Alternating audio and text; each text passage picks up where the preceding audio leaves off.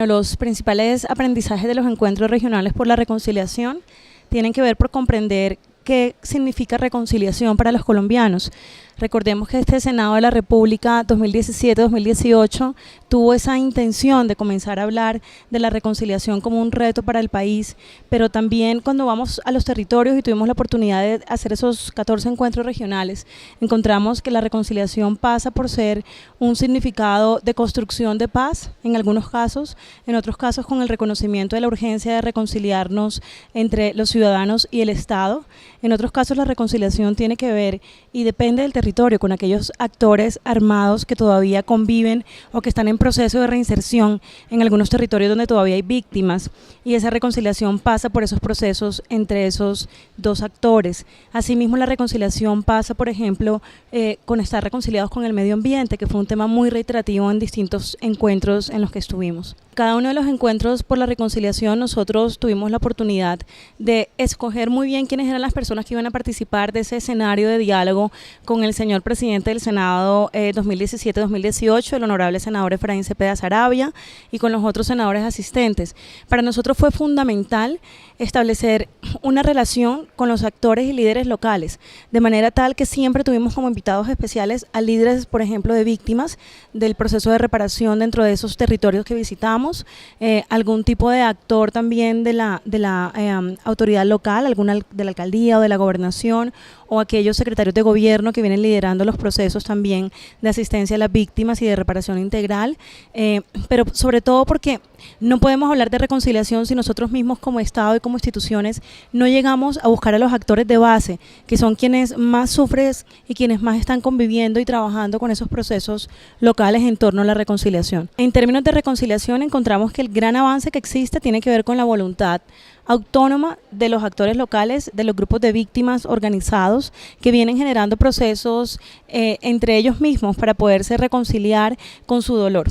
Es decir, si bien es cierto que el Estado colombiano tiene una misión desde la Unidad de Víctimas, por ejemplo, y desde el Centro Nacional de Memoria Histórica, de iniciar esos procesos de reconciliación y de reparación integral, la verdad es sumamente necesaria para poder hablar de reconciliación. Y sabemos todos que estamos en un momento en el que apenas comienza a funcionar la JEP, en el que esos procesos todavía de verdad y de poder enfrentarse víctima y victimario se encuentran, digamos, en su primera etapa. De manera tal que la reconciliación, cuando la hablamos en términos de qué se ha avanzado y qué se viene construyendo, tiene que ver con una voluntad absolutamente autónoma de muchas comunidades, de muchos grupos de víctimas organizados que vienen avanzando en esos procesos y en una forma de mitigar su propio dolor. Encontramos mucha resiliencia en los territorios colombianos. Es de verdad muy valioso y admirable como muchas de las víctimas que inclusive sin haber tenido acceso al Estado colombiano, territorios donde todavía no han tenido la oportunidad de acceder a la ley de víctimas y a sus derechos, ya vienen avanzando en procesos propios para poder reconciliarse con su dolor, con su territorio, con la ciudadanía cercana a ellos que de pronto no sufrió la guerra, pero ellos sí, y eso es lo que hemos encontrado en los diferentes territorios donde estuvimos en los encuentros. La reconciliación no la podemos entender como una palabra que cobija solamente reconciliación en términos y en clave de paz. La gran lección que entendimos es que la reconciliación tiene que ver con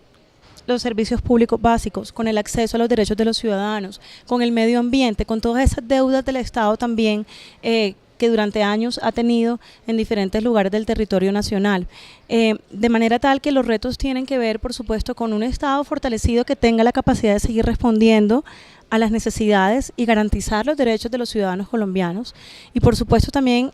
con poder implementar esa ley de víctimas de una manera integral. Todavía hace mucha falta los recursos para poder, por ejemplo, terminar de implementar esa ley hasta el 2021, y en ese sentido el Congreso de la República viene trabajando por afianzar y garantizar los recursos en el próximo Plan Nacional de Desarrollo y en el Plan Cuatrianual de Inversiones del Estado colombiano para poder garantizar la financiación de esa ley de víctimas que pues conlleva una reparación integral. Ese es un gran reto.